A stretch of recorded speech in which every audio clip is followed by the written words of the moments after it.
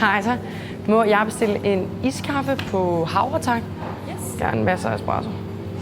Tak.